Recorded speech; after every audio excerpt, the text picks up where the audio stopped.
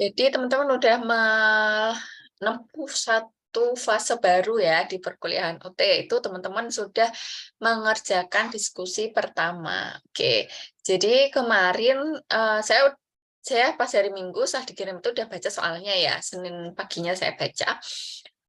Minggu malam ya, berarti ya Senin pagi ya saya baca sekilas. Oh, saya merasa teman-teman bisa menjawab semuanya. Karena apa? Karena pertanyaannya sebenarnya hanya menanyakan pemahaman aja ya. Jadi teman-teman sekali lagi, kalau soal-soal diskusi itu memang sifatnya itu adalah mencari pendapat teman-teman sekalian. Apakah pendapat itu harus benar dan pasti salah gitu ya? Jawabannya enggak. Cuman ada rambu-rambu yang nanti biasanya saya kirimkan ke grup. Nah, kadang-kala misalnya ada kesibukan di kantor, saya biasanya kirimnya hari Rabu atau Kamis, tapi biasanya enggak lebih dari Sabtu Minggu. Karena apa? Karena di diskusi itu teman-teman pasti sudah lihat ya bahwa sifatnya open. Jadi teman-teman bisa melihat jawaban teman-teman yang lain. Dan paling efektif memang teman-teman mengkolaborasikan jawaban yang paling lengkap dengan ide teman-teman sekalian. Jadi sumbernya banyak sih ya kalau diskusi itu teman-teman bisa cari dari jawaban-jawaban yang lain. Kalau saya mau memberikan tips ya pasti saat menjawab itu usahakan rapi tulisannya, jangan terlihat kopas kemudian rata kiri atau rata kanan. Usahakan rapi dalam mengerjakan. Itu sih kunci diskusi. Nah, kemudian ada beberapa yang diberikan feedback sama dosennya. Jadi memang kalau saya baca soal diskusi satu kemarin, itu em, kita bisa menjawab dari banyak sekali perspektif ya teman-teman. Jadi ada pertanyaan terkait PT APD. Oke, sebelumnya saya lupa berdoa. Teman-teman sekalian, bagi yang sedang menjalankan ibadah puasa ataupun yang tidak, pada hari ini sebelum kita mulai kegiatan pembelajaran, agar apa yang saya sampaikan dan mungkin yang teman-teman dapat bermanfaat, kita awali dengan berdoa terlebih dahulu. Berdoa menurut agama dan kepercayaan masing-masing, berdoa dimulai.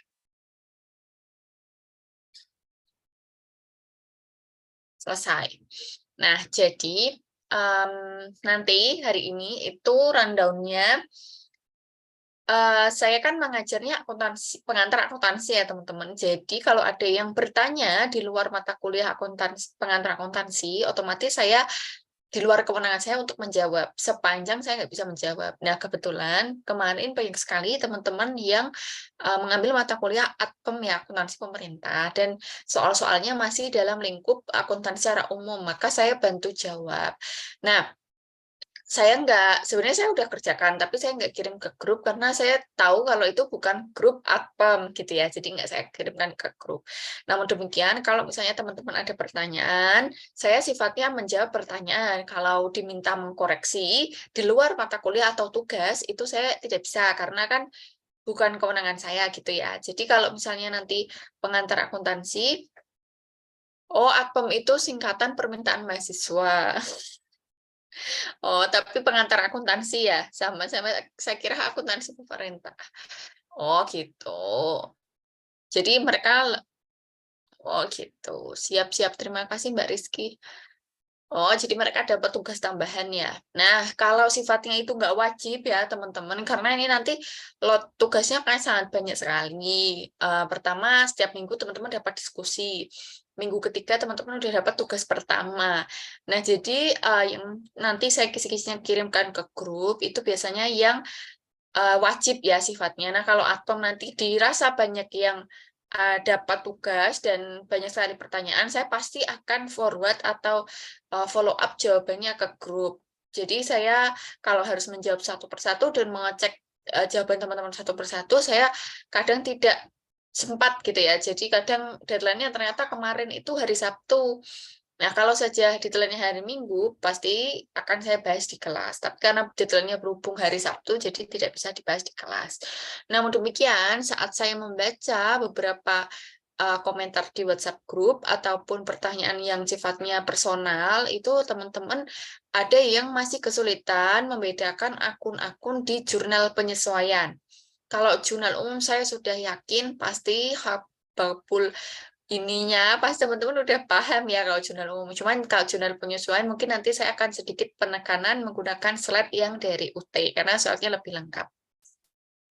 Nah, itu yang akan saya bahas hari ini. Jadi, saya akan mengulas beberapa jurnal penyesuaian, saya tekankan akun-akunnya, kemudian nanti kita di tengah-tengah kita akan kuisis lagi ya teman-teman, ada pilihan ganda, soalnya saya tingkatkan ke medium, jadi nanti teman-teman harap teliti, siapkan dulu buku-bukunya, catatannya untuk teman-teman kerjakan. Kemudian yang nanti setelah kuisis saya akan bahas sebentar, kalau masih ada waktu, saya akan masuk ke materi yang minggu kemarin sebenarnya sudah kita bahas, yaitu perusahaan dagang, gitu ya. Jadi, yang pertama tadi, saya akan membahas diskusi 1, yang sifatnya teman-teman sekali lagi ini diskusi, teman-teman bisa, sebenarnya nggak boleh ya mengkopas, tapi teman-teman bisa mengelaborasi jawaban teman-teman lainnya yang ada di kolom diskusi, untuk kemudian teman-teman tambahkan kata-kata. Nah, yang kedua nanti kita akan mengulas sedikit tentang jurnal penyesuaian bagi yang sudah mahir dan sudah sangat bisa, karena saya sudah tahu banyak sekali yang sudah bisa, harap ikut mengikuti untuk pendalaman gitu ya. Kemudian nanti kita kuisis, kita bahas kuisisnya sebentar, kemudian kita masuk ke jurnal perusahaan dagang dan ada latihannya. Bismillah, semoga berjalan secara lancar. Nah, teman-teman, di sini ditanyakan, PT Abadi akan menyusun daftar saldo atau trial balance setelah melakukan proses posting. Nah, kemarin kan sudah sempat dijelaskan ya, beberapa alur dalam menyusun laporan keuangan. Posting dan menyusun trial balance adalah salah satu posisi yang penting sebelum kita menyusun laporan keuangan. Namun, tiba-tiba nih perusahaannya itu ada nilai yang tidak sesuai. Nah, ini sebenarnya tidak sesuainya ini kurang jelas. Yang pertama, apakah tidak balance? Yang pertama. Atau yang kedua, apakah dalam memposting itu salah posisi tapi angkanya balance? Nah, ini ada dua kemungkinan kata-kata tidak sesuai yang dimaksud. Namun demikian, di modul, di halaman tadi ya 1.74 ya teman-teman, atau yang karena edisi saya itu berbeda, mungkin nanti saya akan cari edisi yang sama dengan teman-teman sekalian, sehingga ketika memberikan kisi-kisi, jawabannya sama halamannya. Nah, di situ dijelaskan bahwa dalam menyusun daftar saldo, akan ada nilai saldo yang ditunjukkan. Dengan kata lain, saldo debit dan kredit harus dipisahkan sehingga dapat diketahui berapa saldo debit dan saldo kredit. Jumlah rupiah total kedua saldo harus sama dan seimbang. Nah, kalau tidak seimbang, berarti ada kekeliruan dalam mencatat. Nah, jadi karena posting itu kan clerical ya, tugasnya ya satu persatu akun kita masukkan. Kadang ada yang kelewat tanggal berapa, oh kelewat ini kasnya belum dimasukin dan sebagainya. Sehingga nanti ada sebuah kesalahan, atau seharusnya kas itu masuk kredit, teman-teman masuk debit. Jadi akan ada jomplangnya, tapi lawannya udah benar. Jadi misalnya dalam satu akun itu jumlahnya di kredit tapi disaldokan di debit, sehingga ada kesalahan posisi. Nah, teman-teman bisa kalau ingin membuat karya sendiri diberikan contoh. Misalnya akun Aktiva ditambah dicatatnya di sisi kredit, padahal seharusnya debit. Atau ada kekeliruan posting, penambahan beban keliru di sisi kredit, harusnya di debit. Seperti itu. Nah, nanti bisa dikembangkan sendiri. Namun, apakah setiap saldo yang seimbang itu selalu benar, teman-teman? Misalnya, debit kreditnya benar, saldonya sama-sama 100 juta. Apakah bisa dipastikan benar? Nah, jawabannya tidak. Ada juga kesalahan yang tidak menimbulkan atau tidak dapat kita ketahui dengan melihat saldo akhirnya saja. Nah, ini karena ada beberapa kesalahan. Misalnya, pencatatan dalam jurnal akun yang salah. Misalnya seharusnya didebit pada akun kas dengan jumlah 100.000, tetapi didebit pada akun piutang. Nah, ini nggak akan ada kesalahan keseimbangan, karena dua-duanya kalau bertambah di mana, teman-teman? Masih ingat kas dan piutang? Debit. Di debit, sehingga tidak mungkin nanti saldonya salah. Saldo debit pasti angkanya sama-sama bertambah 100. Hanya saja posting ke buku besarnya salah. Harusnya ke kas, ini malah ke piutang. Nah, jadi bisa dibayangkan ya, ini saldonya benar 100.000, tapi posisi akunnya salah. Nah, ini termasuk kategori kesalahan yang tidak mempengaruhi nilai saldo. Jadi saldonya itu sudah benar, tapi salah masukin. Yang kedua adalah pencatatan dalam jurnal dengan jumlah yang salah, baik dari sisi debit maupun pada sisi kreditnya. Jadi jumlahnya salah. Ketiga, pembukuan pada akun yang sesalah, tapi jumlahnya benar. Keempat, pembukuan dalam jumlah yang salah, baik secara debit maupun sisi kredit. Untuk kesalahan-kesalahan tersebut, kita harus melacak buku transaksi. Proses ini memerlukan waktu yang lama.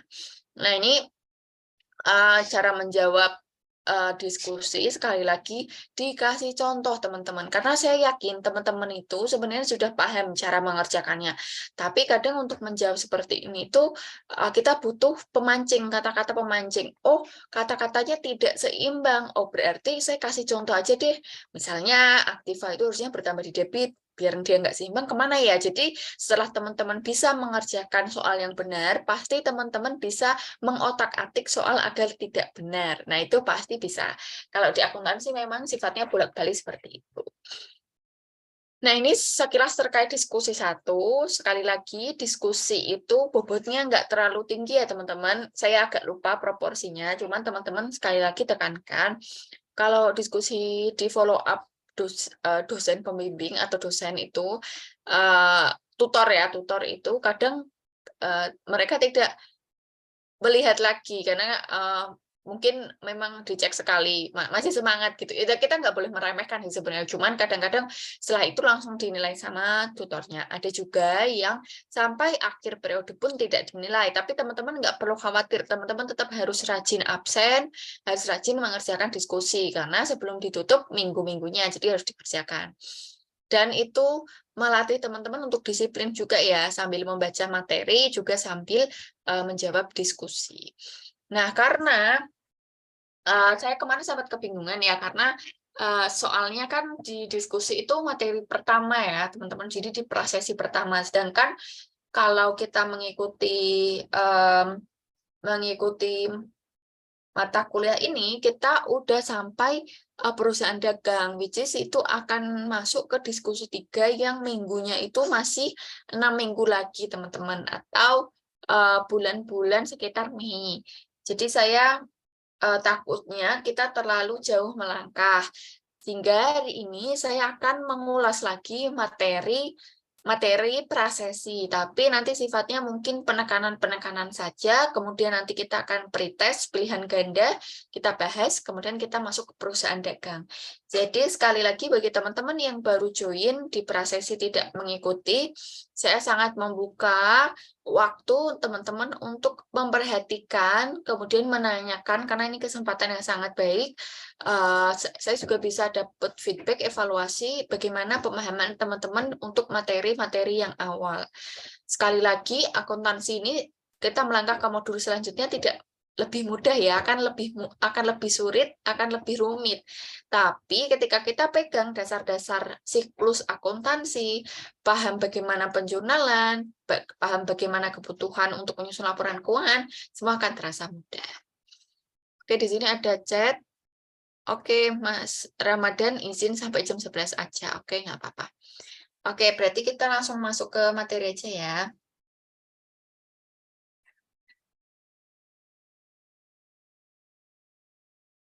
Nah, ini saya mungkin nanti kalau teman-teman ada yang dosennya Pak Yanuar Chandra Wirasambada, saya mau coba mengambil beberapa materi yang ada di sini, karena memang lebih lengkap ya, teman-teman. Nah, pertama pencatatan transaksi, saya merasa teman-teman udah pasti paham ya, aktiva bertambah di mana, kemudian hutang di mana, modal bertambah di mana, itu pasti teman-teman sudah sangat paham. Aktiva di debit, hutang, dan modal di kredit. Maka rumusnya adalah aktiva sama dengan hutang plus modal, karena mereka berseberangan ketika ada pertambahan. Nah, selanjutnya ini nanti kan akunnya kan ada banyak sekali ya teman-teman. Nanti akan ada posting ke buku besar atau ledger. Nah, jadi transaksi-transaksi yang kita catat dengan jurnal umum nanti, karena akan muncul beberapa kali, nanti kita akan posting mereka ke buku besar atau general ledger.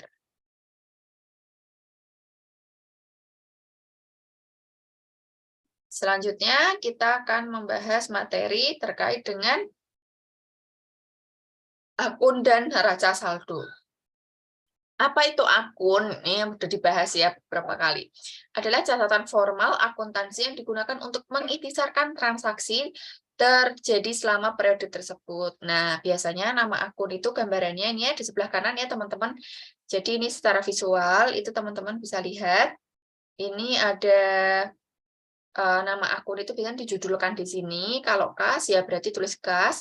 Kemudian kalau debit itu ada di sisi kiri, kredit itu ada di sisi kanan. Nah, di sini biasanya di paling bawah ini ada rekapitulasinya. Saldonya ada di debit 2.553. Nah, di sini ada keterangan gitu ya. Akun aktiva kalau bertambah di debit, teman-teman cukup hafalkan yang bertambah aja, karena nilai angka yang bertambah itu akan sama dengan saldo normalnya. Ingat ketentuan 5 jari ya teman-teman. 5 jari yaitu aktiva dan juga beban itu bertambahnya di debit. Prive juga bertambah di debit. Nah, yang lainnya utang, ekuitas sama pendapatan bertambah atau saldo normalnya di kredit. Nah, di sini ya, istilah debit atau kredit bukan sebagai pengganti istilah tambah atau kurang. Sekali lagi, debit dan kredit itu bukan istilah untuk menambah atau mengurang, sesuai dengan akun-akunnya. Jumlah penambahan di akun sama dengan atau lebih besar daripada jumlah pengeluaran saldo akan hampir selalu positif. Jadi pasti ada saldonya, tidak akan mungkin ada negatifnya karena udah ada letaknya masing-masing. Nah, selanjutnya ini kalau mau bikin jurnal umum ya, teman-teman. Kalau menjurnal misalnya ada transaksi tanggal 4 Januari gitu ya. Nah, tanggal 4 Januari. Akun atau urean ditulis dengan nama-nama akun. Misalnya kita menyetorkan uang ke dalam perusahaan, misalnya kas pada modal. Nah, kadang-kadang teman-teman ada yang menanyakan, F ini apa ya? Untuk kolom jurnal umum, F ini menunjukkan bukti bahwa debit dan kredit sudah dipindahkan ke akun-akun yang bersangkutan. Ini berarti nanti diisinya, ini biasanya adalah nomor akun. Kemudian debit kreditnya. Nah, ini selanjutnya, ini misalkan ada beberapa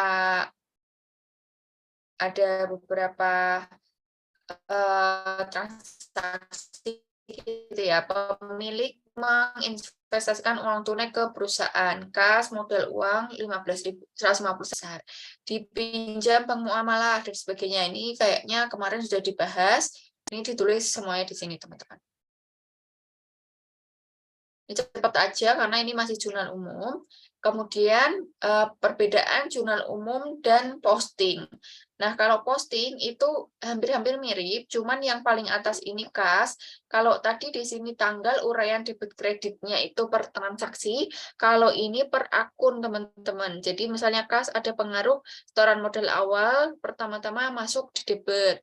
Kemudian pinjaman bank ada uang masuk juga 100.000 di debit. Ketiga di transaksi tanggal 3, misalnya ada pengeluaran uang 130 di sisi kredit. Nah, selalu ada saldonya. Nah, ini saldo terakhir ini yang nanti kita munculkan ke neraca atau neraca saldo. Jadi, perbedaan neraca dan neraca saldo sekali lagi, kalau neraca saldo itu isi ikhtisar semua akun-akun disaldokan. Kalau neraca aja itu adalah laporan keuangan neraca. Jadi ini nanti diposting ke neraca saldo, modal juga ke neraca saldo. Ini sudah dipelajari di minggu sebelumnya. Kemudian di sini ada daftar saldo atau trial balance dan F reckoning. Saldo akhir pada proses penjualan dan posting terdapat tanda D atau bersaldo debit dan kredit. Jumlah saldo debit dan kredit harus seimbang, teman-teman. Jadi di sini nanti kan kas tadi jumlahnya berapa? Oh, kas itu 534. Oke, ditulis di sini. Kemudian modal berapa, utang ada berapa, beban habis pakai ada berapa, gitu ya. Karena ini aktiva, ini enggak. Kemudian yang ini juga disaldokan. Ini nomor-nomor akunnya. Nah, bagaimana hubungannya di akhir periode? Itu kemarin juga sudah sempat dibahas.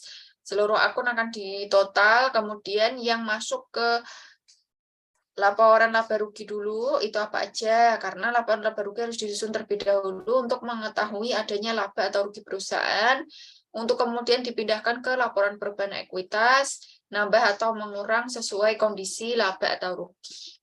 Kemudian kalau ada privo kita kurangkan hingga ada saldo akhir.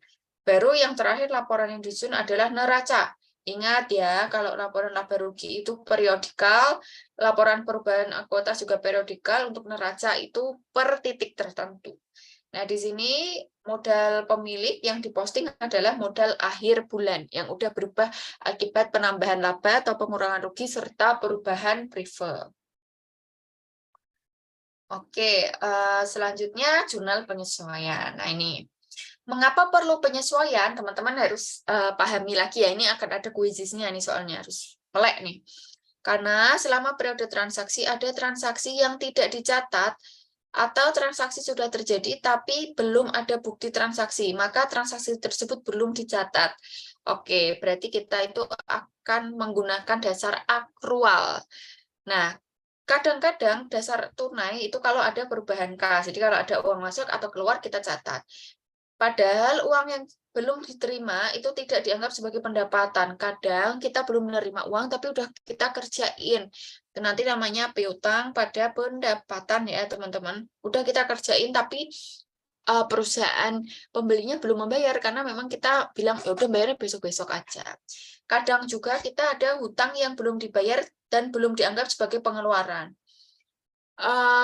Sudah kerja di bulan tersebut karyawan-karyawannya, tapi pembayaran gajinya baru tanggal 1 bulan depan. Nah, itu kan sudah terutang bebannya, tapi belum kita bayarkan.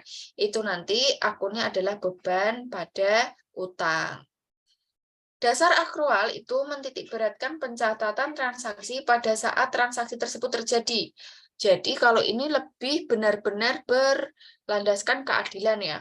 Nggak peduli itu uangnya udah diterima atau udah dikeluarin, sepanjang pendapatan sudah kita kerjakan atau pendapatan pekerjaan kita sudah kita kerjakan dan juga bebannya udah kita pakai, maka harus kita catat dalam prinsip akrual. Di sini ada contoh, kita dapat pekerjaan dekorasi Taman Balai Kota, tarifnya 2 juta, dibayar dulu DP tanggal 15 sebesar 1,2, dilunasi tanggal 10 September. Biaya yang dikerjakan yaitu tenaga kerja 1,1 dan pekerjaan selesai 31 Agustus. Pencatatan dengan dua dasar tersebut adalah sebagai berikut. Nah, ini kalau kita mau pakai asas tunai pada bulan Agustus, kita maka mengakui 1,2 atas kas yang kita terima ini sebagai pendapatan.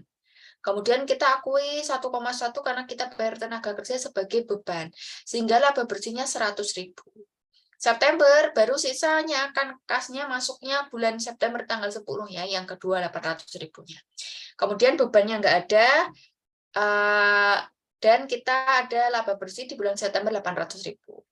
Tapi kalau kita pakai accrual basis, itu mau pembayarannya itu 2 kali, September ataupun Agustus, sepanjang kita kerjakan proyek tersebut di bulan Agustus, maka semua pendapatan kita akui.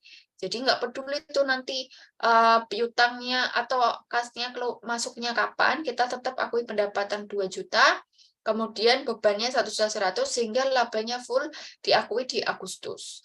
Nah, ini lebih tepat teman-teman, karena memang pendapatan itu kita peroleh untuk beban yang kita keluarkan di bulan Agustus. Itu ada prinsip matching cost gain benefit. Jadi kita harus mematchingkan antara pendapatan yang kita peroleh dengan beban yang kita keluarkan di periode yang sama.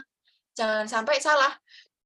Seperti ini kan salah. Sebenarnya ini enggak material, tapi kalau misalnya dibalik ya teman-teman, bayar kasnya itu nanti tahun 2025. Nah, maka kita akan mempospon atau menunda pengakuan pendapatan kita sampai 2025 hanya karena kita mendasarkan pencatatan pada uang yang kita terima.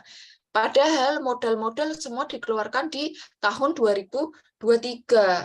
Maka perusahaan akan performanya akan sangat buruk. Loh, kamu ini ngeluarin beban banyak banget, pasti rugi kan? Karena pendapatannya baru diakui di 2025.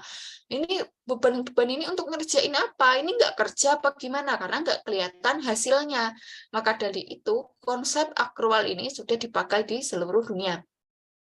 Kenapa? Akan sangat memudahkan baik itu pengguna eksternal atau internal, baik itu kreditur, debitur, ataupun investor dalam mengambil keputusan. Jangan sampai kita menampilkan hal yang tidak sesuai keadaan. Nah, ini keadaannya kan memang baru kasnya diterima 2025, tapi kita sudah kerja di 2023. Buktinya apa? Kita mengeluarkan banyak sekali biaya tenaga kerja, biaya barang modal di tahun 2023. Seperti itu ya. Nah, jadi itu materi terkait kenapa ada jurnal penyesuaian. Nah, misalnya nih, di pertengahan tahun 2019 terjadi transaksi tunai dengan untuk bahan habis pakai sebagai berikut. Nah, jadi kita ada pembelian April 200.000, Mei 300.000, dan Juni 250.000. Dicatat seperti ini, April ada, dari Januari dulu ada saldo 50.000, April 550, kemudian Mei 550 juga, Juni 800. Apakah total pengeluaran sampai akhir Juni 800.000? Belum tentu. Kenapa tidak dicatat? Nah, misal masih ada bahan yang tersisa. Jadi ini salah satu adanya penyesuaian bahan habis pakai ya. Kita beli selama 1 tahun itu totalnya 800.000. Apakah semuanya ini menjadi beban? Belum tentu. Ternyata pas dicek di akhir bulan Juni itu masih ada sisa 200.000. Maka yang dilaporkan sebagai biaya hanya 600.000. Karena dicatat di akun habis pakai, akun biaya. Maka akhir periode akan ada biaya yang harus dikurangi 200.000. Nah, ternyata kalau bikin jurnal penyesuaian, kita itu tidak boleh lepas dari bagaimana pencatatan jurnal umumnya, teman-teman. Nah, jadi jurnal umumnya ternyata di sini ada pendekatan biaya. Jadi pas awal mereka mencatat pembelian bahan habis pakai bukan ke aktiva ya, bukan ke aktiva, tapi melainkan ke biaya.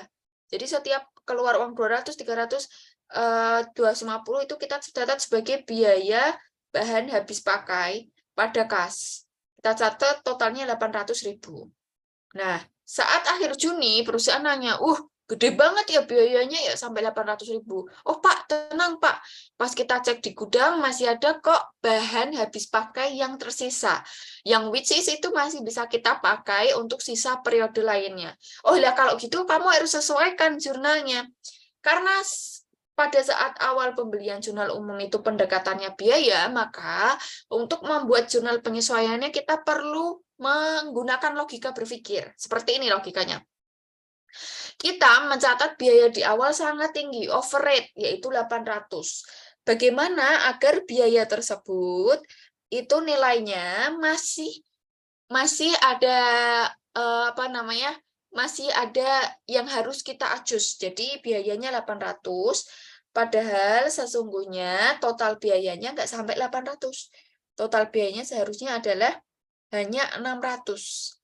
Nah, kira-kira bagaimana teman-teman agar biaya yang awalnya 800 bisa jadi 600 di jurnal penyesuaiannya? Biayanya dikurangin nggak sih? Iya, biaya berkurang di mana, Mas? Di kredit. Di kredit. Nah, kira-kira debitnya apa kalau kita mengurangkan biaya di kredit? Tadi kan penyesuaiannya itu bahan habis pakai ya, berarti Betul? bahan habis pakainya yang di debit. Betul. Jadi kita memunculkan aset. Jadi jurnal Iya, penyesuaiannya kita munculkan bahwa, hei perusahaan, kamu masih punya sumber daya atau aset yang bisa kamu pakai setelah Juni. Jadi nggak perlu lagi nanti beli bahan habis pakai karena masih ada sisa 200. Maka kita munculkan aset bahan habis pakai 200 pada biaya bahan habis pakai 200. Ini jurnal penyesuaiannya. Nah, jadi kalau teman-teman masih ada yang nanya, ini nanti jurnal penyesuaian seperti apa ya? Nah, teman-teman harus tahu dulu. Dulu pas beli atau pas bayar, kita pakai pendekatan apa? Dan jangan sampai terkecoh ya. Meskipun bahan habis pakai itu selalu berdampingan dengan biaya habis pakai, tapi bahan habis pakai itu adalah kelompok aktiva. Jadi dia adalah sumber daya yang bisa kita manfaatkan dengan periode pemanfaatan kurang dari 1 tahun. Nah, ini perlunya jurnal penyesuaian. Nah, selanjutnya ada juga yang perlu disesuaikan teman-teman untuk mencatat apa? Nah, ini biasanya adalah gaji karyawan. Misalnya, perusahaan bayar gaji tiap tanggal 5 dan 20 setiap bulan. Jadi, satu bulan bayar gajinya 2 kali. Gaji tanggal 5 itu untuk tanggal 21 bulan lalu sampai dengan tanggal 5 bulan ini. Sedangkan tanggal 20 itu untuk gaji tanggal 6 sampai 20. Tiap gajian dibayar 360.000, maka perusahaan mencatat jurnal sebagai berikut. Nah, ini kan pasti kalau kita buat timeline waktu ya, ada tanggal 5, ada tanggal 20, dan ada tanggal 31. Kenapa tanggal 31 menjadi tanggal yang penting? Kira-kira ada yang bisa jawab? Karena ini adalah tanggal karena untuk mencerminkan biaya atau beban di akhir periode yang sebenarnya gitu. Iya, betul. Jadi ini biasanya kita ada periode tutup bukunya ya, untuk menyusun tutup buku. Sehingga untuk membuat laporan keuangan tanggal 31 Desember, kita harus tahu dulu berapa biaya yang sudah inkrah atau tadi yang sesungguhnya terjadi. Nah, bagaimana menghitungnya? Nah, itu penghitungannya adalah sebagai berikut. Nah, ternyata ada gaji dari tanggal 21 sampai tanggal 30 yang pegawainya itu udah kerja. Dan ini kan masuk bulan apa? Desember. Seharusnya terutang bulan Desember. Hanya masalahnya belum dibayar aja, baru dibayar 5 Januari. Dan apakah ya udahlah kita kan belum bayar, jangan dicatat sebagai beban. Nah, itu adalah jawaban yang salah. Karena apa? Gaji bulan Desember sampai tanggal 31 ini kita peruntukan untuk pendapatan yang kita akui di bulan Desember. Kalau seluruh bebannya kita tarik ke 5 Januari, akan jadi pertanyaan besar. Loh, kok karyawan digaji 2 kali lipat di 5 Januari? Maka dari itu, kita harus memunculkan biaya agar kita akui berapa yang belum dibayar. Karena belum dibayar, maka di sini ada utang gaji. Nah, kita pakai presentase ya, teman-teman. Karena pembayarannya itu sebulan 2 kali, maka ada 15 bulan setiap 15 hari untuk setiap kali pembayaran, dan untuk tanggal 21 dan 31 itu sudah terutang 10 hari. Dikatakan setiap 2 minggu sekali dibayarnya 360, maka kalau mencari presentase 10 hari aja, teman-teman tinggal presentasikan kali 360, yaitu 240. Maka kita harus catat dia sebagai biaya gaji pada utang gaji, karena kita belum bayarkan ke karyawan. Nah, jadi di biaya gaji pada utang gaji, tetapi tidak dicatat karena memang belum saatnya dibayar. Sehingga ini adalah jurnal penyesuaian. Ingat ya, beda tanggalnya ya. Kalau jurnal umum 5-20 Desember itu jurnal umum per transaksi. Kalau jurnal penyesuaian pasti tanggal 31 Desember. Nah, apalagi yang perlu disesuaikan? Nah, transaksi penyesuaian lainnya itu contohnya mengalokasikan harga perolehan aktiva jangka pendek. Misalnya tadi ya, bahan habis pakai, asuransi, sewa ruangan, dan lain-lain. Kita juga bisa mengalokasikan pendapatan yang diterima di muka. Misalnya ada uang muka dari penjualan, dan sebagainya. Kalau aktiva jangka panjang, kita biasanya menggunakan jurnal penyusutan. Oh, Talita tanya, 15 itu apa? Sorry, kita back sebentar ya. 15 itu tadi adalah karena, kan kita perlu tahu nominalnya ya, Talita. Di sini diketahui bahwa nominal gajinya itu 360.000 setiap kali gajian. Gajiannya tanggal berapa? 5 dan 20 tiap bulan. Artinya dalam 30 hari atau 1 bulan itu 2 kali bayaran. Nah, 2 kali bayaran itu berarti kan 15 hari kalau diproporsi. Maka kalau kita mau cari tahu untuk gaji tanggal 21 sampai 31, yang mana itu adalah 10 hari, kita bagi ke yang diketahui. Yang diketahui kan 360.000 itu untuk 15 hari. Jadi 15 itu adalah satuan yang diketahui di soal. Nanti kalau soalnya misalnya gajinya itu ternyata bulanan, ya teman-teman tinggal per 30 aja dikali berapa gaji yang dibayarkan setiap bulan. Seperti itu, Talita, apakah bisa dimengerti?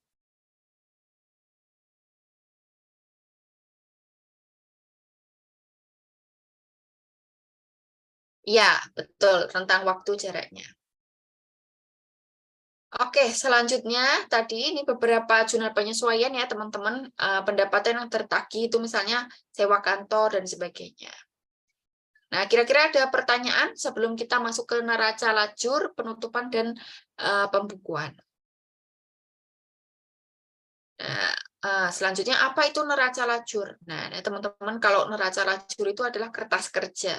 Di sini ada beberapa kolom, biasanya ada 10 kolom ya teman-teman. Yang pertama kita harus nulis apa akunnya, daftar saldo awalnya berapa. Kalau ada jurnal penyesuaian, teman-teman masukkan ke penyesuaian. Nah, daftar saldo penyesuaian itu adalah penjumlahan dari daftar saldo awal dengan kalau ada penyesuaian, beberapa penyesuaian. Kemudian akun-akun yang terkait pendapatan dan beban diposting ke laba rugi, akun-akun terkait aktiva, utang, dan juga modal diposting ke neraca. Nah, ini misalkan ini ada daftar saldo mitra komputer. Ini ada debit, ada kredit, sudah sama ya, totalnya 32.600. Nah, jurnal penyesuaian umumnya ada 4 pos. Ya, pertama ada disebut dengan pos penangguhan atau deferred. Nah, ini biasanya itu adalah prepaid expense atau bahasa Indonesianya adalah beban dibayar di muka. Ya, kemarin saya sudah sempat jelaskan, kalau beban itu kita membayar, kalau pendapatan kita yang dibayar. Jadi, pendapatan diterima, kalau beban yang dibayar. Kalau pendapatan kita yang menerima. Nah, berarti di sini adalah pendapatan diterima di muka. Atau prinsip-prinsip akrual, artinya bebannya udah berlalu tapi kita belum bayar listrik, bunga, dan telepon. Itu biasanya pembayarannya bulan berikutnya ya teman-teman, setelah 1 bulan. Pendapatan akrual itu misalnya deposit atau sewa. Nah, ini biasanya pendapatan bunga bulan tersebut tapi baru dibayarkan bulan selanjutnya. Nah, agar lebih mudah teman-teman bisa menggunakan worksheet, Excel, atau Lotus. Nah, di sini kalau misalnya ya ada beberapa transaksi gabungan. Ini dicontohkan. Awalnya itu ada saldo 2.200.000. Kemudian ada penyesuaian 500.000 di debit atau sama-sama di debit ya. Maka daftar saldo penyesuaiannya nanti ada 2.720.000. Nah, ini saldo akhirnya. Jadi kalau ada penyesuaian itu akan menambah atau mengurangi posisi debit atau kredit normal.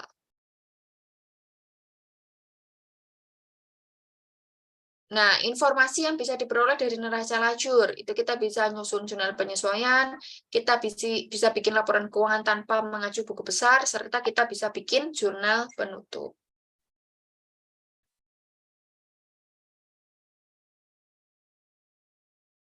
Nah, ini contoh ya, bikin neraca lajur ya. Ini berawal dari, kita coba membahas satu persatu. Ini ada neraca saldo normal, teman-teman. Ini diketahui di soal biasanya. Nah, kalau nanti in case soalnya pilihan ganda, ini tips ya. Kadang-kadang di sini ada yang XXX. Nah, misalnya utang itu XXX. Teman-teman pasti udah tahu caranya ya, cari XXX itu berapa? Yaitu dengan menotalkan dulu sisi debit, kemudian kita totalkan juga yang misalnya udah ada di sini, kemudian kita kurangkan. Nah, itu pasti nilai utang gitu ya. Nah, kemudian ada jurnal penyesuaian, yaitu pertama, bahan habis pakai yang masih ada adalah sejumlah 760, teman-teman. Nah, kalau teman-teman mau bikin jurnal penyesuaian untuk nomor 1, teman-teman harus lihat dulu, jurnal umumnya kemarin pakai pendekatan apa. Kalau kita lihat di sini, apakah ada beban bahan habis pakai? Ada ya, 800.000. Kemudian apakah ada bahan habis pakai di sini saldonya? 2 juta. Artinya dari bahan habis pakai 2 juta itu sudah terpakai 760. Berarti kita mencatatnya seperti apa teman-teman penyesuaiannya?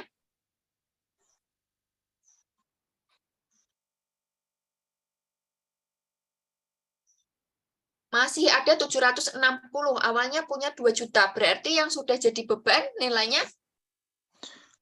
Diselisihkan 2 juta Ya. dikurang 760. Iya, betul. Hmm. Karena Nggak itu tahu, yang nggak sudah pegang kalkulator. digunakan. Ayo, yang lain. 1.240.000. Ya, 1.240.000. 1.240.000. Nah, ini Hmm. teman-teman kalau dari daftar saldo ini teman-teman langsung posting aja ke sini tanpa mengubah angka. Nah, ini yang sering membuat saldo itu tidak balance. Katakanlah di sini kasnya di debit. Nah, teman-teman ngantuk itu ditulisnya di kredit, maka nggak mau di sini pasti akan berubah. Nah, ini adalah salah satu kondisi yang menyebabkan saldo nggak balance, misleading saat melakukan posting ke neraca. Nah, jadi yang pertama ada jurnal beban habis pakai pada bahan habis pakai. Gimana kita mempostingnya? Kita posting di penyesuaian ini, teman-teman. Bahan habis pakai berkurang. Kalau berkurang di kredit. Jadi jangan sampai salah postingnya. Jangan masuk kolom ini, tapi kolom yang sini kita catat bahan habis pakai. Di sini 1.240. Satu lagi, jangan terus santai-santai, dua-duanya harus diposting. Beban habis pakai ada di debit. Kita lihat beban bahan habis pakai. Oh, awalnya 800, ada nambah 1.240. Kita masukkan. Terus apa yang kita lakukan? Kalau teman-teman mau cepat, maksudnya daripada 2 kali kerja, kalau saya pribadi, saya akan langsung jumlahkan, teman-teman. Awalnya bahan habis pakai ada di sisi debit 2 juta, kemudian sisi kredit. Kalau berlawanan, tandanya jadi positif atau negatif? Negatif. Negatif. Karena banyak saldonya di debit, maka daftar saldo setelah penyesuaian kita masukkan di debit. Begitu juga untuk biaya bahan habis pakai, langsung jumlahkan saja, teman-teman. Karena keduanya ada di debit, maka operasinya adalah Positif. positif. Jadi 800 tambah 1.240, yaitu 2.040.000. Ya, betul. Nah, kemudian nomor 2, jurnal penyesuaiannya. Nah, ini sering sekali keluar di soal ya, teman-teman. Pembebanan biaya asuransi untuk 1 bulan adalah 100.000. Kita lihat, ternyata ada akun Persekot asuransi. Oh, ini mah soal kemarin ya, mitra komputer ya. Persekot asuransi 100.000. Berarti yang udah jadi biaya kita catat sebagai biaya terkait apa, teman-teman? Asuransi. Pada Persekot asuransi. Betul, Persekot itu artinya prepaid tadi ya, yang masuk kelompok Aktiva ya. Jadi kita di awal udah membayar dengan pendekatan neraca. Jadi ini namanya pendekatan neraca, karena kita mencatatnya ke kelompok Aktiva. Tapi kalau saat membayar kita tiba-tiba membebankan dia sebagai beban asuransi, maka itu pendekatannya pendekatan laba rugi, sehingga nanti penyesuaiannya akan berbeda. Nah, ini nilainya 100.000. Nah, ini nanti dimasukkan nih Persekot asuransi di kredit, mengurangi jadi saldonya 2.300.000. Kemudian biaya asuransi muncul, sebelumnya nggak ada, maka baru muncul jurnal penyesuaian 100.000. Kemudian ada Persekot pendapatan di luar usaha atau unearned rent. Jadi teman-teman, ini ada, oh iya Mas Ramadan boleh, Persekot unearned rent, udah jam 11 ya? Oke. Atau pendapatan di luar usaha. Jadi kita ada ini kelompoknya kredit ya, atau ini sebenarnya pendapatan diterima di muka. Itu sebesar 120. Pendapatan diterima di muka 120. Jadi kita udah bisa akui dia sebagai pendapatan. Jadi nanti pendapatannya ada penambahan. Perusahaan telah mengakui dan membayarkan gaji, fee yang merupakan perusahaan tapi belum diterima. Ini berarti udah kita kerjakan tapi belum kita terima, itu jurnalnya nanti piutang pada pendapatan. Ini beban gaji pada utang gaji ya. Depresiasi jurnalnya beban penyusutan pada akumulasi penyusutan gitu. Jadi mudah aja ya teman-teman, kemarin ini persis soal yang kemarin. Nah, ini gimana cara nyusun laporan keuangannya? Kita susun mulai dari laba rugi, kemudian laba ruginya kita tulis, kemudian perubahan modal dan juga neraca. Nah, ini jurnal penyesuaiannya totalnya 1240, biaya akuntansi per sektor non-usaha kita akui 120 dan pendapatan 120. Biaya gaji pada utang, piutang usaha pada pendapatan, serta biaya depresiasi pada akumulasi depresiasi. Nah, ini adalah contoh jurnal penyesuaian yang sudah lengkap, teman-teman. Jadi dari akrualnya semuanya dapat ini. Deferrednya biaya gaji, piutang usaha pada pendapatan gaji juga dapat. Nah, saat mau penutupan buku, kita itu harus menutup beberapa akun, yaitu akun biaya dan juga akun-akun pendapatan. Nah, ini kita tutup. Pendapatan awalnya di kredit, kita tutupnya di debit. Jadi biar pendapatan itu nilainya nanti 0 saldonya. Saldo awalnya kan kredit 16.340. Biar dia jadi 0, kita harus jurnal dia di debit, kemudian karena ada pendapatan sewa juga, maka ada 2 pada ikhtisar laba rugi. Ikhtisar laba rugi itu akun sementara ya teman-teman, jadi ini nanti juga hilang.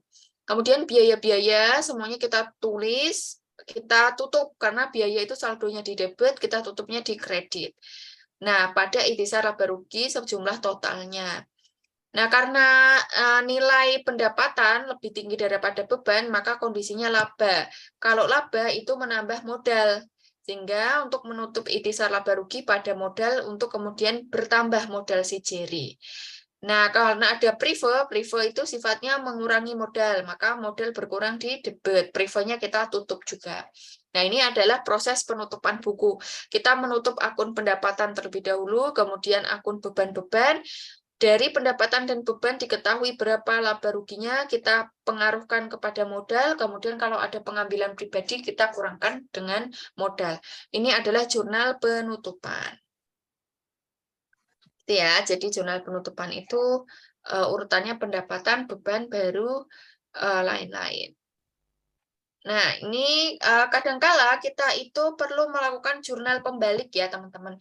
Nah, apa itu jurnal pembalik? Nah, jurnal pembalik itu adalah proses yang opsional, boleh dilakukan ataupun tidak, dan bukan prosedur yang diwajibkan. Nah, ini disebut dengan jurnal, kadang juga disebut dengan jurnal penyesuaian kembali, yaitu memindahkan akun permanen yang muncul saat penyesuaian ke akun sementara, alias kebalikan dari jurnal penyesuaian.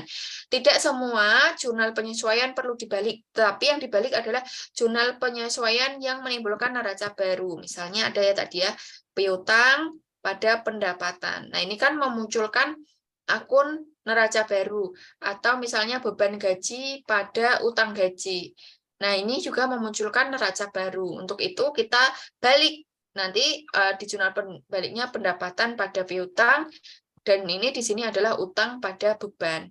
Jadi tidak menimbulkan utang baru ataupun piutang baru. Jadi kita yang menimbulkan aja. Nah, di sini ada tugas 1 sebenarnya, ini agak susah. Wah, tapi waktu itu pernah dikerjakan sama-sama. Oke, ini kurang lebih review dari materi dari jurnal umum sampai jurnal penutup dan pembalik seperti itu, teman-teman. Nah, sekarang ayo teman-teman latihan UAS ya untuk persiapan kuisis. Jadi kita masuk ke kuisis.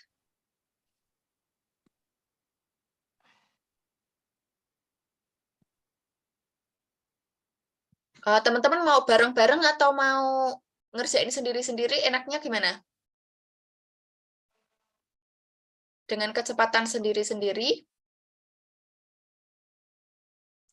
Oke, jadi kita akan sering kuisis ya, teman-teman. Boleh? Oh iya, boleh Mbak Eka, Amalia, karena udah mendekati Lebaran ya, saya mengerti. Silahkan teman-teman, sifatnya latihan aja ya, jadi bagi yang sedang bisa, silahkan join kuisisnya ya. Ini mengetes pemahaman sebelum kita masuk perusahaan dagang. Kalau rata-rata teman-teman sudah bisa mengerjakan 11 soal, ini nanti insya Allah bisa sih. Silahkan join kuisis terlebih dahulu, teman-teman. Ingat, ini sifatnya bebas ya, jadi boleh pakai nama teman-teman sendiri atau yang lainnya.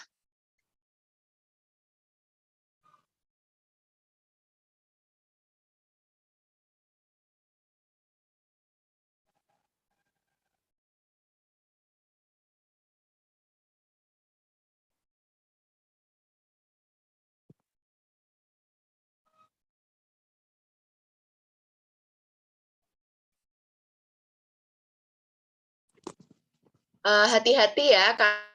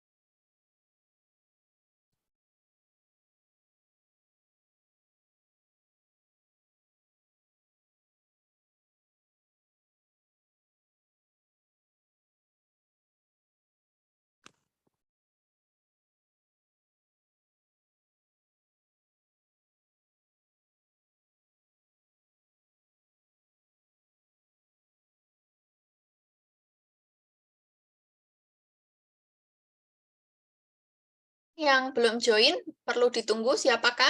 Dari 27 peserta masih join 22, 5 orang lagi. Ada yang kesulitan, teman-teman?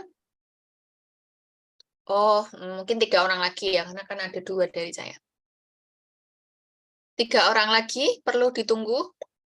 Oke, teman-teman, sekali lagi ini soalnya medium ya tingkatannya, jadi mohon untuk teman-teman menyediakan oret-oretan. Pertama, nanti perlu teliti. Jadi sekali lagi memang metode pembelajaran yang dipilih di semester ini adalah akan banyak teman-teman berlatih pilihan ganda. Tapi jangan khawatir, setelah ini langsung akan dibahas. Jadi teman-teman nggak perlu takut nilainya jelek dan sebagainya, malas mikir dan sebagainya, karena ini nanti teman-teman kerjakan terlebih dahulu dan sifatnya post test ya ini ya, jadi nggak perlu takut karena tadi sudah saya sampaikan materi yang hari ini disampaikan. Di pre-sesi juga sering saya sampaikan. Oke, ada lagi yang perlu ditunggu 1 orang?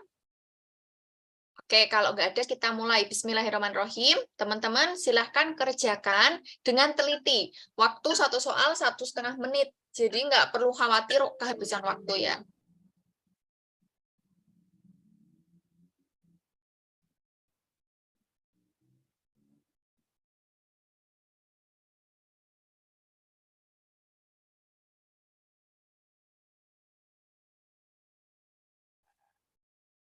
Silahkan. Wah, ini kayaknya 1 nomor aja lama nih.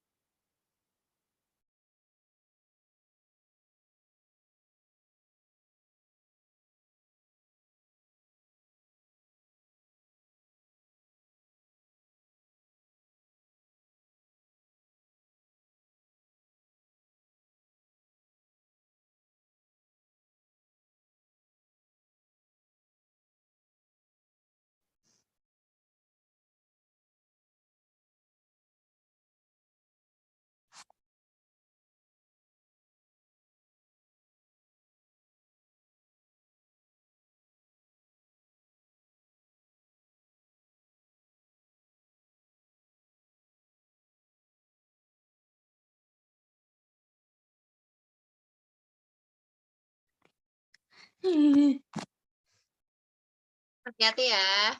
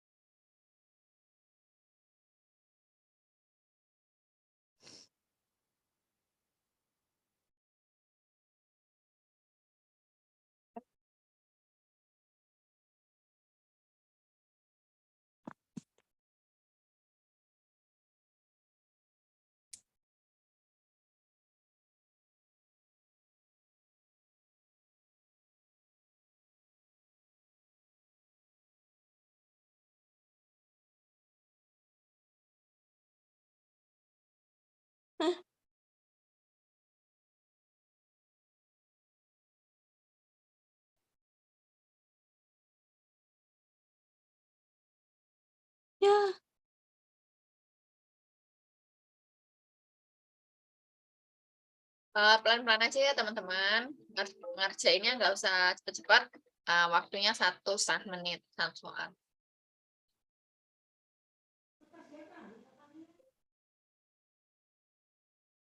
Kecuali anjir.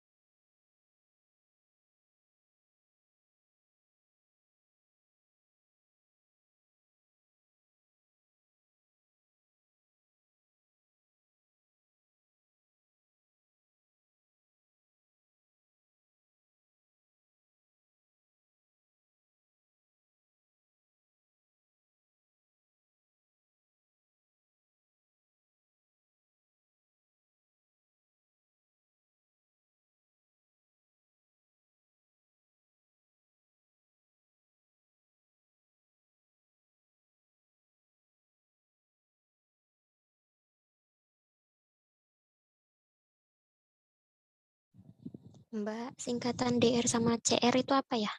Debit sama kredit ya, letaknya ya. Oh iya, kasih Mbak. Ya, nggak apa-apa, langsung nanya aja ya teman-teman kalau misalnya ini.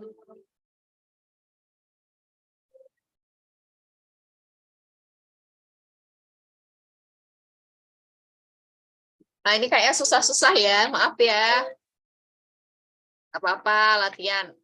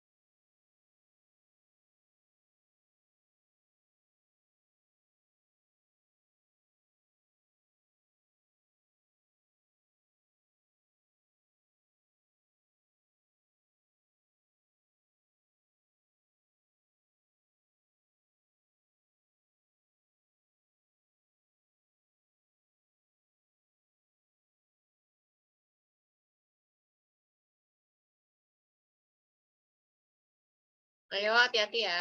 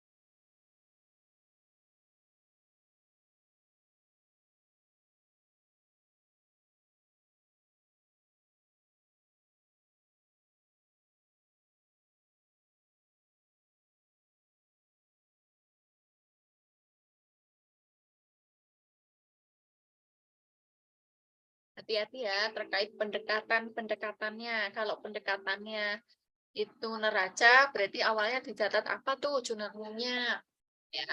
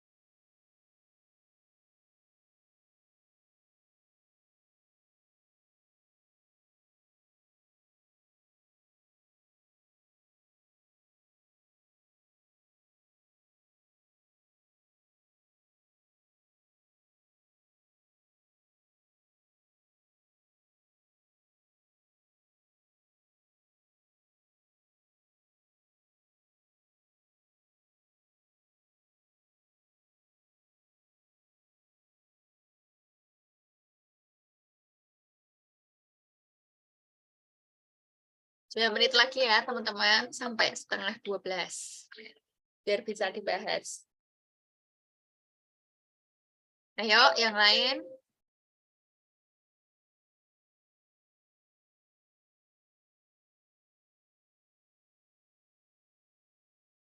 Ini Restu nyoba lagi ya? 2. Ya, aku nyoba lagi, Kak, tiba-tiba keluar.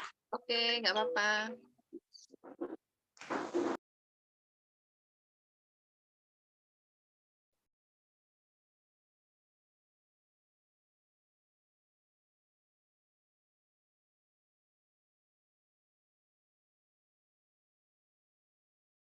Ada banyak salahnya di ini ya. Beban perlengkapan ya teman-teman, karena ini di sini ada pendekatan beban pada saat melakukan pembelian perlengkapan. Hati-hati ya di situ ya.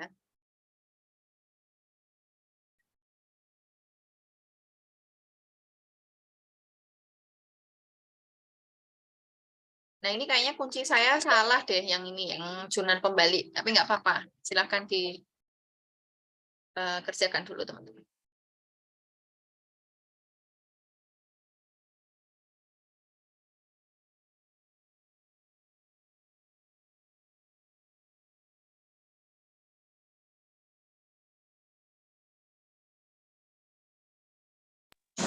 Mbak nanti pengen dibahas yang PTH itu.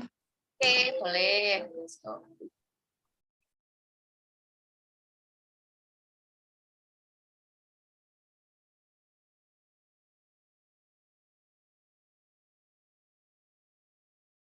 PTH yang membayar gaji ya. Iya, Mbak. Tadi udah sekilas dibahas ya. Kalau jurnalnya kan jelas, cuman angkanya berapa, nah, nanti bisa di... Banyak yang benar ya, 22 benar.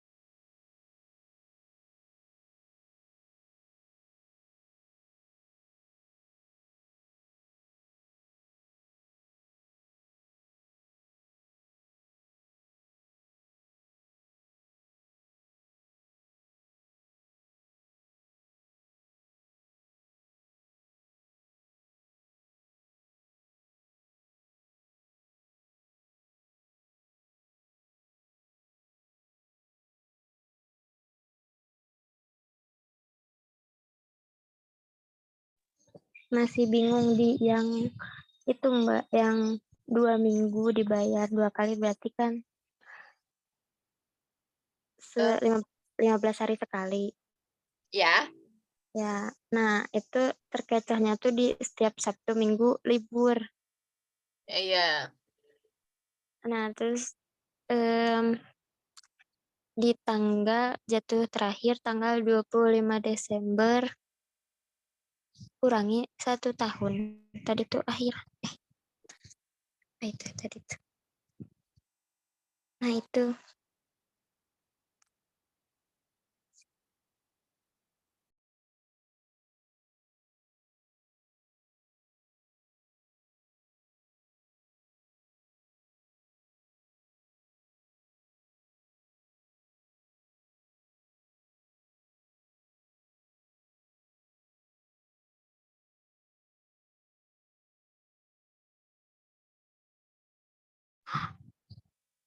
Oh, jadinya 3 minggu ya, Mbak ya?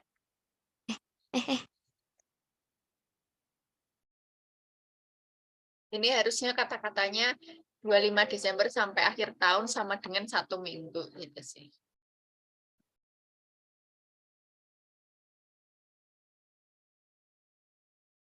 Soalnya dibikin muter-muter. Maaf ya, Nisa.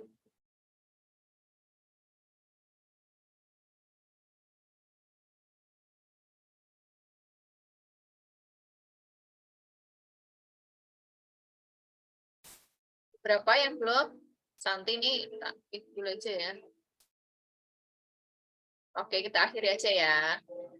Ada yang masih ngerjain? Oh, masih ada.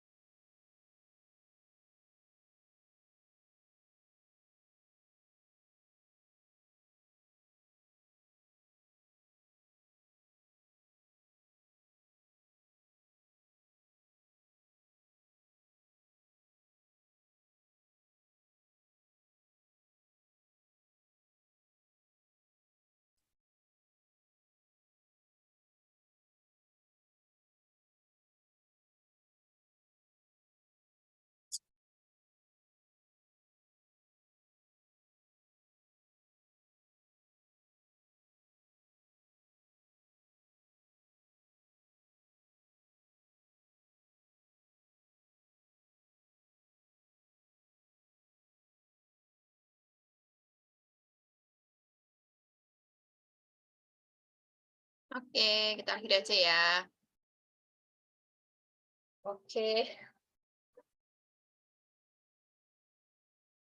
Oh, Gilang langsung ya, peringkat 1 ya. Nah, screenshot dulu.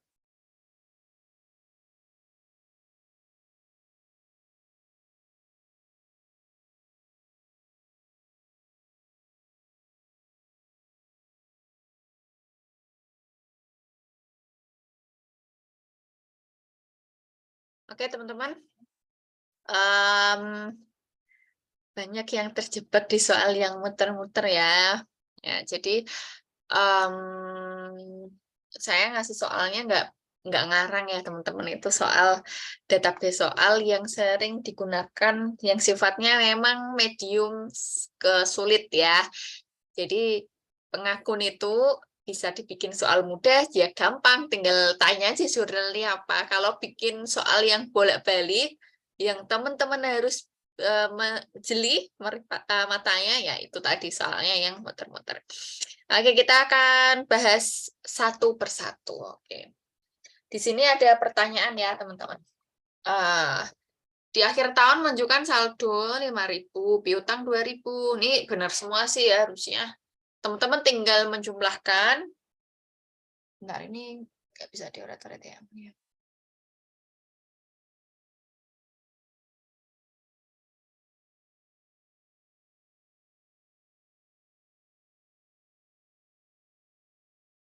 Ya, jadi teman-teman tinggal jumlahin aja angka yang ada di debit atau yang kelompok aktiva ya, 5.000 tambah piutang 2.000 tambah tanah 10 tambah perlengkapan 1.000, itu totalnya ada yang masih oret-oretannya? 18.000. 18.000. Nah, kemudian sisi pasifanya ada utang jangka pendek 2,5 dan utang jangka panjang 5,2. Berarti totalnya 7,3. 7.300. 7.700. Oh iya, 7.700. Ekuitasnya adalah 18.000 dikurangi 7.700 ya, teman-teman. 10.300. 10.300. Nah, ini ada yang terjebak mungkin. Ada option, memang saya sengaja ada opsi 18.000. Pasti teman-teman mikirnya mungkin jumlah aktiva atau apa ya, padahal ditanyakan jumlah ekuitas. Ekuitas itu adalah modal. Jadi ini yang ingin saya sampaikan, kita harus tahu persamaan dasar akuntansi, yaitu aktiva sama dengan modal ditambah utang. Nah, di sini semua angkanya harus diketahui, tinggal ekuitas saja. Berarti nilainya adalah 10.300. Selamat teman-teman, udah banyak yang benar ya. Udah berapa pemain? 25 pemain benar. Dan rata-rata waktu 77 detik itu sangat normal dan wajar. 1 menit lebih dikit karena harus menghitung. Soal nomor 2, sumber daya yang dimiliki perusahaan disebut aktiva. Sedangkan ekuitas itu adalah kepemilikan ya, status kepemilikan atas barang yang kita miliki. Pendapatan jelas bukan. Pendapatan itu adalah sesuatu yang kita peroleh. Laporan keuangan yang disajikan pada atau per periode tertentu. Nah, ini masih banyak yang salah nih. Yang betul adalah neraca ya, teman-teman. Yang betul adalah neraca. Nah, ini sambil screenshot boleh ya. Tadi soal 1, 2 boleh coba ulangi lagi. Boleh teman-teman screenshot. Ini 10.300. Caranya tadi ya. Kemudian yang nomor 2 ini aktiva, gampang. Nomor 3 neraca.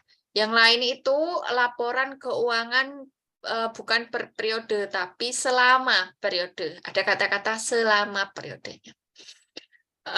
Kemudian jika pendapatan disajikan terlalu besar, maka akan berakibat di bawah ini kecuali. Nah, salah satu soal itu ciri-ciri soal sulit itu ada kata-kata kecualinya, teman-teman. Ketika teman-teman mencatat pendapatan overstate atau lebih tinggi, maka otomatis pendapatan akan berpengaruh pada perhitungan Laba rugi. laba. Maka kalau pendapatan terlalu tinggi, laba akan terlalu tinggi ya. Iya. Jadi ini benar ya. Ya. Nah, pendapatan apakah berpengaruh pada modal? Berpengaruh. Ya, sifatnya menambah. Sehingga sifatnya linier. Jadi teman-teman kalau misalnya ada soal-soal ini pengaruh-pengaruh itu di otak teman-teman mungkin langsung sambungkan ke apakah kondisi pendapatan ini linier atau berbanding terbalik. Dengan laba dia linier karena pendapatan dikurangi beban. Kemudian kalau pendapatan terlalu tinggi, modal juga linier, jadi dia akan terlalu tinggi. Nah, kemudian bagaimana hubungannya dengan aktiva? Pendapatan dengan aktiva apakah berhubungan, teman-teman? Tidak. Tidak. Jadi pendapatan itu akun nominal. Dia akan dibawa ke laporan laba rugi. Nah, kalau ada tulisan beban terlalu rendah, nah ini sebenarnya juga tidak berhubungan langsung. Akan tetapi ketika pendapatan terlalu tinggi, maka seolah-olah nilai beban terlalu rendah gitu ya, karena mereka saling mengurangkan gitu. Jadi yang paling tepat ini adalah yang total aktiva terlalu tinggi. Ini rata-rata 43 detik, mungkin teman-teman nggak ada perhitungan, hanya menganalisis, tapi hati-hati analisisnya ya. Jadi kalau misalnya, jika beban disajikan terlalu rendah, maka teman-teman langsung kepikiran, beban dengan laba itu hubungannya apa? Misalkan ya, saya ganti soalnya.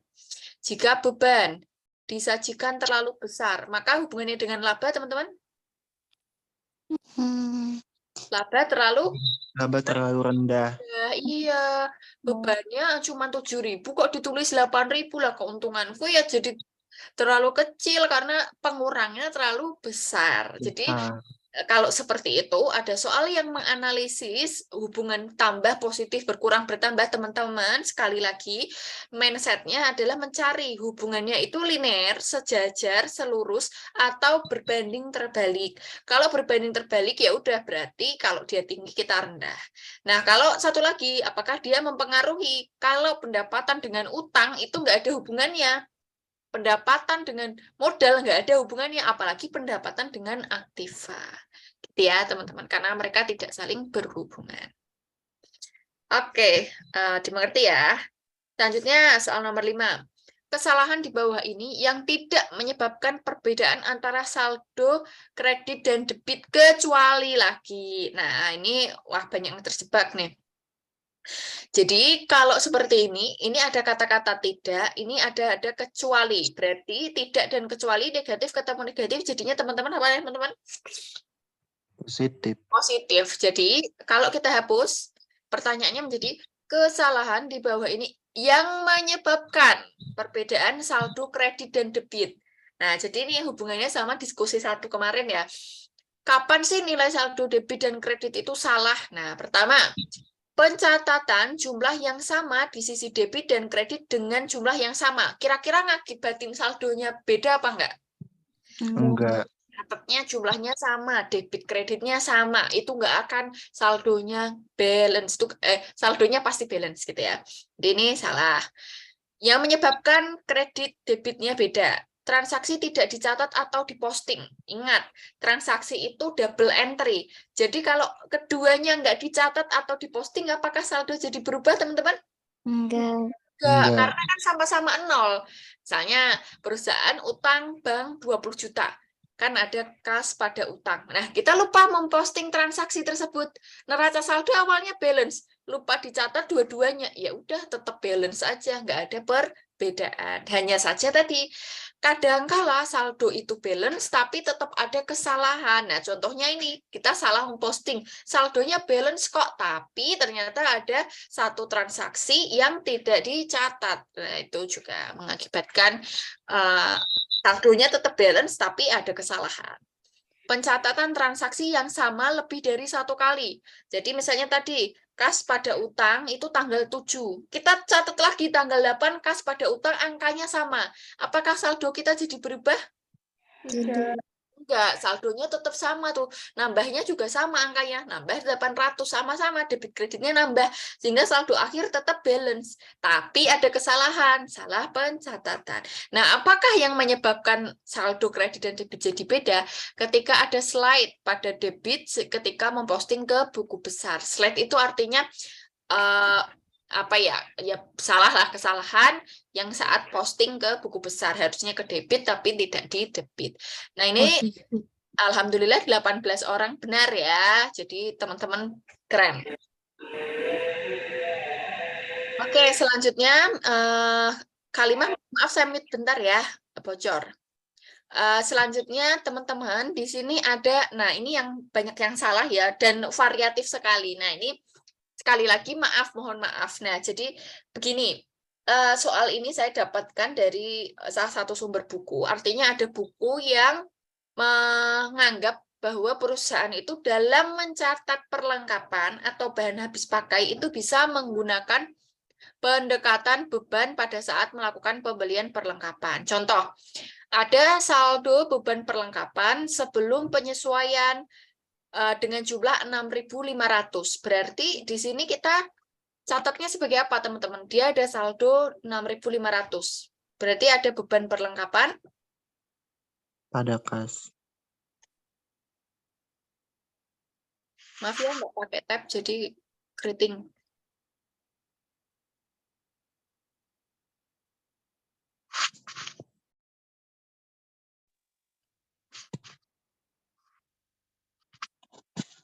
Jadi ada beban perlengkapan pada kas 6.500. Dan pendekatannya beban, artinya sejak awal membayar si perlengkapan itu, dia mencatatnya sebagai beban. Sejak awal itu sudah diakui sebagai beban saat beli perlengkapan. Padahal kalau prinsip akrual, kita harusnya catat sebagai aset dulu. Karena kan kita belum pakai aset tersebut. Tapi sama perusahaan langsung dicatat dengan pendekatan beban. Nah, setelah dihitung-hitung, ternyata perlengkapan tersisa 2.000. Artinya apa? Lah, tadi itu ternyata nggak dipakai semua, yang 6.500. Yang dipakai berapa kalau kayak gini? Kalau masih tersisa 2.000. Kira-kira berapa, teman-teman? 4.500.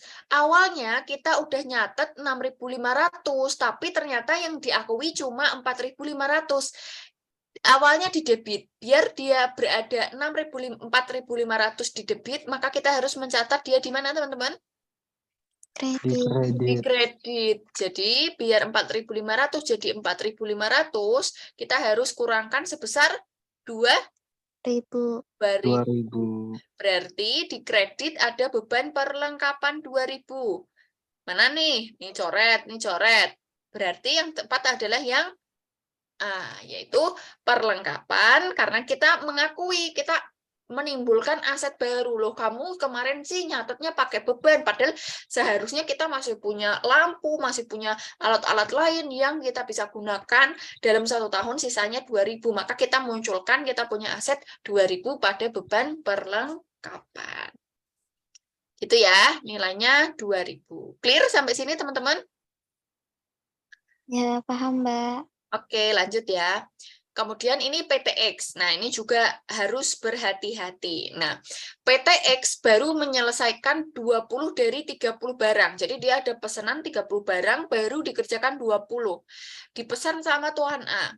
Sebelumnya PTX menerima uang dari Tuan A sebesar 90.000. Nah, ini salahnya saya lupa ngedit. Ini pendekatannya apa? Pendekatan neraca. Jadi pada saat awal menerima uang 90.000, perusahaan mencatatnya sebagai pendapatan diterima di muka. Jadi kas pada pendapatan diterima di muka, atau saya singkat PDD ya teman-teman. Itu sebesar 90.000. Sekali lagi saya tanya, pendapatan diterima di muka itu kelompok utang atau pendapatan, teman-teman? Utang. Kelompok utang. Karena Utang. perusahaan udah tahu kalau dia nggak akan menyelesaikan 30 itu dalam waktu sekaligus. Nah, kemudian karena baru diselesaikan 20, 30 ini kan untuk bayar, 90.000 kan untuk membayar 30 barang. Kalau baru dikerjakan 20, berarti kita bisa mengakui pendapatan kita senilai berapa, teman-teman? 20 per 20. 30 dari 90.000, karena itu yang udah selesai, yaitu sebesar 60.000. Sehingga di jurnal penyesuaian kita mengakui adanya pendapatan di kredit ya, pendapatan normalnya di kredit, kemudian di debitnya kita kurangkan ini utang kita, karena kita udah selesai sebesar 60.000. Jadi jurnalnya adalah pendapatan diterima di muka pada pendapatan 60.000. Nah, karena penyesuaian ini berakibat pada apa? Nah, kita analisis lagi. Jadi pertama pendekatannya bikin jurnal, kemudian yang kedua kita analisis. Apakah laba akan bertambah sebesar 90? Kalau kita lihat laba itu yang mempengaruhi nilai pendapatan. Ya. Nilai pendapatan kita bertambah berapa, teman-teman? 60.000. 60, berarti ini salah ya nominalnya. Kemudian yang kedua, modal akan bertambah sebesar 60. Apakah pendapatan akan menambah modal? Iya. Jumlahnya apakah 60.000? Iya. Iya. Utang akan bertambah 60.000. Lihat, utang kita awalnya 90 di kredit, kemudian ada di debit. Ini artinya berkurang atau bertambah, teman-teman? Kalau Berkurang. berarti ini yang salah karena ini bertambah. Kemudian yang terakhir, apakah aktiva ada hubungannya dengan jurnal penyesuaian ini? Tidak ada. Tidak ada. Sehingga jawaban yang paling tepat adalah modal akan bertambah 60.000 rupiah. Seperti itu ya. Jadi ini 3 tingkat, teman-teman. 3 tingkat. Kita kerjakan dulu jurnal umumnya, kemudian kita analogikan jurnal penyesuaiannya, kemudian ketiga kita tarik kesimpulan dari jurnal penyesuaian itu apakah pengaruhnya. Nah, ini rata-rata teman-teman 62 detik, artinya kurang lama mengerjakannya. Harusnya sekitar 70 detikan. Oke, selanjutnya jurnal penyesuaian untuk transaksi PTX yang baru saja menyelesaikan. Nah, ini sebenarnya berhubungan sama tadi ya, kebetulan pendekatannya neraca sehingga sama, yaitu pendekatan diterima di muka kita kurangkan 60.000 dan kita akui nilai pendapatan senilai 60.000 juga. Selanjutnya soal nomor 9, nah ini pendekatannya laba rugi teman-teman. Kalau pendekatan laba rugi, ketika menerima uang 90.000 ini pencatatannya bagaimana? Ada yang masih ingat?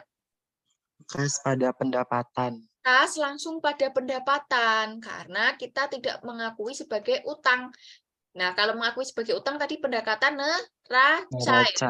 Jadi diingat-ingat, kalau laba rugi kan komponennya pendapatan sama beban. Berarti ketika nerima kas kita langsung catat sebagai pendapatan. Kalau neraca itu akrual. Jadi ketika nerima cash kita catat sebagai aktiva, kalau enggak utang. Nah, pada konsep ini berarti pada awal kita sudah catat sebagai pendapatan 90.000 ya. Iya. Padahal tadi sesuai perhitungan 20 dari 30 yang harus kita akui sebesar berapa, teman-teman? 60. 60. Jadi pendapatan kita overstate.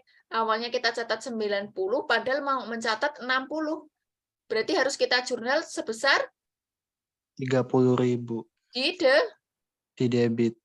Ya, betul. Berarti kita cari pendapatan 30 di debit yang mana? Oh, yang ini. Pendapatan debit pada pendapatan diterima di muka 30.000. Jadi kita memunculkan utang di sini. Nah, jadi kita munculkan utang 30.000 karena kita harus nyelesain 10 lagi di bulan selanjutnya atau periode selanjutnya. Sampai sini kira-kira ada yang masih bingung perbedaan antara pendekatan laba rugi dan neraca? Silahkan monggo kalau ada yang ingin ditanyakan.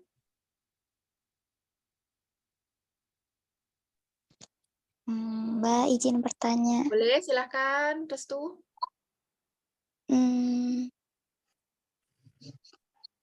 Kenapa neraca masuknya utang masuknya ke pendekatan neraca, Mbak? Pendekatan ya? Iya. Ya, siap.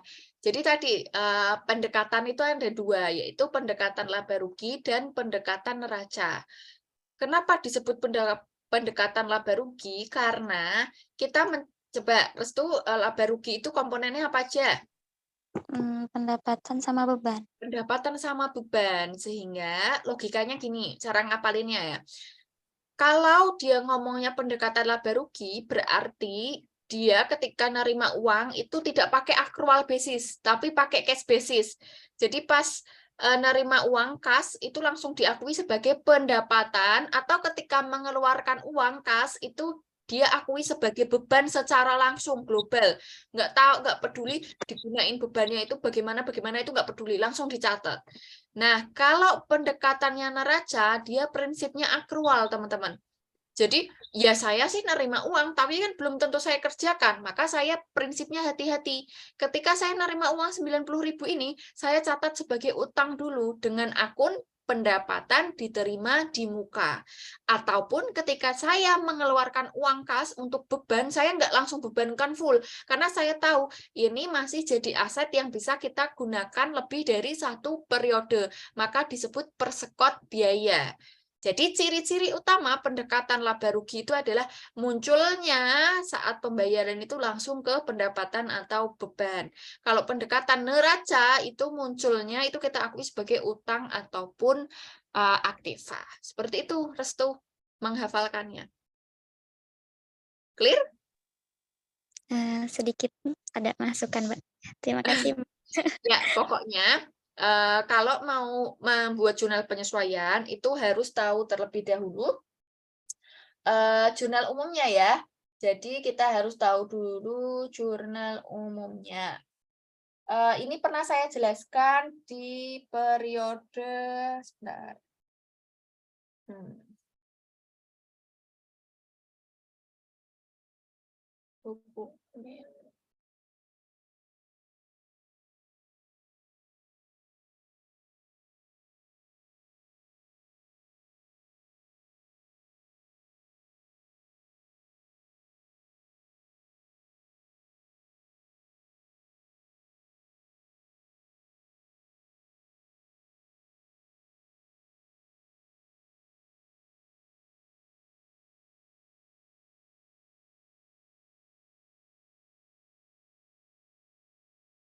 Oke, nah jadi saya pernah jelaskan ini.